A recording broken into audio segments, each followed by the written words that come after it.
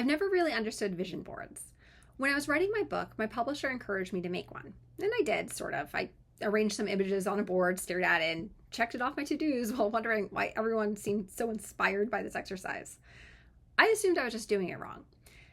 Then I read something by Nir Eyal that finally clicked. And beyond belief, he writes about research suggesting that vividly imagining achieving a goal can sometimes reduce the motivation to pursue it. If your brain spends enough time enjoying the feeling of success, it can start acting as though you've already made meaningful progress. That explained a lot. I'm not against visualization.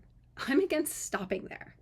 Last week, I was listening to Nobody Asked Us podcast with Kara Goucher and Des Linden, and they interviewed Dakota Popane before Grandma's Marathon. Popane, who wants to win the race the most times ever, was going for her third win. Dakota shared something that stuck with me.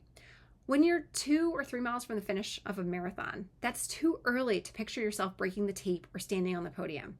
Instead, you focus on the next mile, the next stop sign, the next turn, the next step, because the race isn't over yet.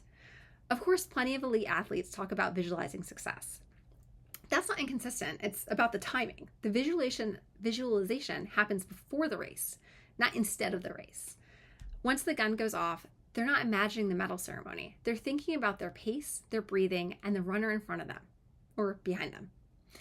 It reminded me of all those viral videos of athletes celebrating just before the finish line, only to have someone sprint past them in those final seconds. You don't win until you win. I've seen this outside of sports too.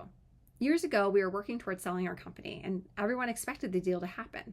Then it fell apart overnight because of a CFIUS decision related to an entirely different deal and company.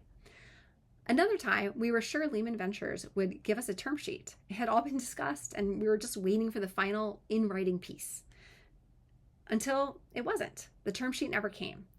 By the way, this was the summer of 2008, so anyway. Eventually, another investor led the round, but it was a reminder that a verbal yes isn't money in the bank. Even our eventual acquisition wasn't done when it was announced. We announced the $500 million transaction a week before the COVID lockdowns began.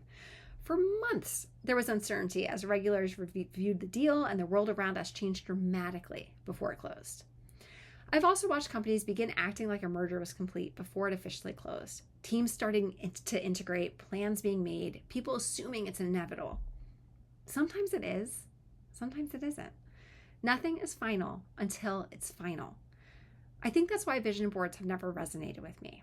I found I'm most motivated when I stay focused on the work instead of the outcome. I can absolutely imagine where I want to go. I have big dreams. They've guided plenty of major decisions in my life, but dreams aren't the work.